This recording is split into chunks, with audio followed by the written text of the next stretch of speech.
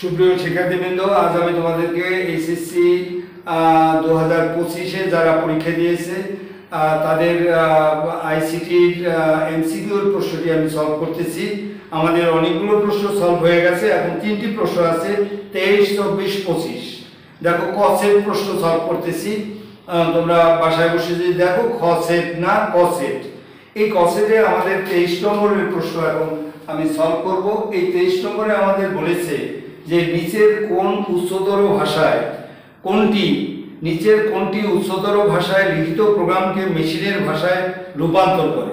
তো উচ্চতর ভাষায় লিখিত প্রোগ্রামকে মেশিনের ভাষায় রূপান্তর করার জন্য আমরা মূলত কম্পাইলার ব্যবহার করে থাকি এবং ইন্টারপ্রেটারও ব্যবহার করে থাকি। উচ্চতর ভাষাকে মেশিনের ভাষায় রূপান্তরের জন্য আমরা ইন্টারপ্রেটারও ব্যবহার করে থাকি।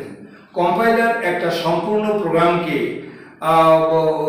লেখার পরে তারপরে সে অনুবাদ করে তাকে মেশিনের ভাষায় রূপান্তর করে, আর ইন্টারপ্রেটার প্রত্যেকটা লাইন অনুবাদ করে তারপরে সে যদি প্রোগ্রামের মধ্যে ভুল না থাকে তাহলে তাকে মেশিনের ভাষায় রূপান্তর করে। যাই হোক, এখানে আমাদের ইন্টারপ্রেটার আসেনি, এখানে আসছে উচ্চতর ভাষায় কোনটি উচ্চতর ভাষায় লিখিত প্রোগ্রামকে মেশিনের ভাষায় রূপান্তর করে। ক নম্বরে দেওয়া আছে কম্পাইলার, আমাদের কম্পাইলার মূলত কারেক্ট, ক নম্বর কারেক্ট। খ নম্বরে দিয়েছে এডিটর, এই এডিটর প্রোগ্রাম দিয়ে আমরা এই কাজ করি না। অ্যাসেম্বলার হলো আমাদের আর একটা অনুবাদক প্রোগ্রাম, সেটা হলো অ্যাসেম্বলি ভাষায় লিখিত প্রোগ্রামকে মেশিনের ভাষায় রূপান্তর করে। এখানে বলছে উচ্চতর ভাষায়, সুতরাং অ্যাসেম্বলারও আমাদের হতে পারে না। আর ডিবাগার হলো বাগ অর্থ হলো সারপোকা, ডিবাগ অর্থ হলো সারপোকা দূরীকরণ।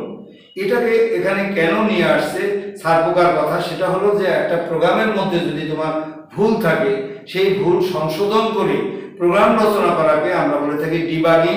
এখানে দিয়েছে ডিবাগার। সুতরাং যাই হোক, 23 নম্বরে আমাদের ক, খ, গ, ঘ এই চারটার মধ্যে কম্পাইলার ক নম্বরে, এটা হলো মূলত কারেক্ট।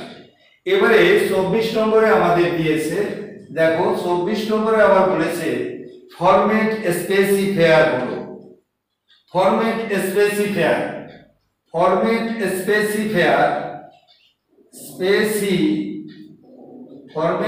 স্পেসিফায়ার হচ্ছে কি?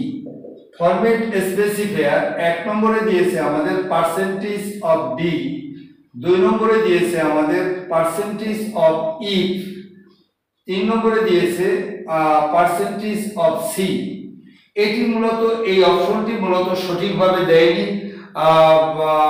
আমি একজন মাস্টার ট্রেনার হিসাবে আমি বলতে পারি যে ইফ এখানে এটা দেওয়া উচিত হয়নি, এটা অন্য কোনো কিছু দিতে পারতো। তো সেক্ষেত্রে দেখো, এখানে দেওয়া আছে পার্সেন্টেজ অফ বি। তুমি যদি ডেটা টাইপ, একটা প্রোগ্রামের ভিতরে ডেটা টাইপ যদি তুমি ইন্টিজার ইউজ করো তাহলে আমাদের ব্যবহার করতে হবে পার্সেন্টেজ অফ ডি। এবারে পার্সেন্টেজ অফ এ, এটি একটি শর্ত, এটি মূলত এখানে সাজে না, তারপরেও দিয়েছেন যারা অভিজ্ঞ টিচাররা। তো এটা আমার দৃষ্টিতে হওয়ার কথা না, তারপর হয়েছে এটা ভুল। এবার হলো পার্সেন্টেজ অফ সি। তুমি যদি ক্যারেক্টার ডেটা টাইপ তুমি ইউজ করো তাহলে সেখানে পার্সেন্টেজ অফ সি আমাদের ব্যবহার করতে হবে। সুতরাং আমরা বলতে পারি 1 ও 3 মূলত কারেক্ট। এটি মূলত আমাদের নিচের কোনটি সঠিক? 1, 2, 1, 3, 2, 3, 1, 2, 3। সুতরাং সেখানে আমাদের হবে আমাদের এই পার্সেন্টেজ অফ বি আর পার্সেন্টেজ অফ সি, অর্থাৎ 1 ও 3 মূলত কারেক্ট। সর্বশেষ যে প্রশ্নটি হলো সেটি হলো আমাদের 25 নম্বরের প্রশ্ন। 25 নম্বরে বলছে যে সি ভাষায় সমজাতীয় ডেটা সংরক্ষণের জন্য কোনটি ব্যবহৃত হয়? তো আমাদের দেখো, তো এখানে অপশনগুলো দিয়েছে, ক নম্বরে ফাংশন, খ নম্বরে পয়েন্টার, গ নম্বরে স্ট্রাকচার, ঘ নম্বরে মূলত অ্যারে। তো আমাদের দেখো সেখানে সমজাতীয় ডেটা, অ্যারে মূলত কাকে বলে? সমজাতীয় কতগুলো ডেটা আমাদের সংরক্ষণের কাজ। এই সমজাতীয় ডেটা সংরক্ষণের কাজ করার জন্য আমরা ব্যবহার করে থাকি অ্যারে। এখানে স্ট্রাকচারও ব্যবহার করি না, পয়েন্টারও ব্যবহার করি না, ফাংশনও ব্যবহার করি না। সুতরাং এখানে ঘ নম্বর মূলত কারেক্ট। আমাদের এই 25টি প্রশ্নের উত্তর আমি এখানে বললাম। তো যারা পরীক্ষা দিয়েছে তারা এই ভিডিওগুলো যদি দেখো তাহলে এখান থেকে তোমরা কোনভাবে কোনটা হবে শুধু অ্যান্সারটার জন্য আমি বলছি না, অনেক কিছু এখানে বলেছি, সেই জিনিসগুলো তোমাদের জীবনের জন্য প্রয়োজন, সামনে যারা পরীক্ষা দেবা তাদের জন্য খুব বেশি প্রয়োজন। সকলকে অনেক ধন্যবাদ। আমার এই ভিডিও ভালো লাগলে এটাকে লাইক এবং সাবস্ক্রাইব করবে।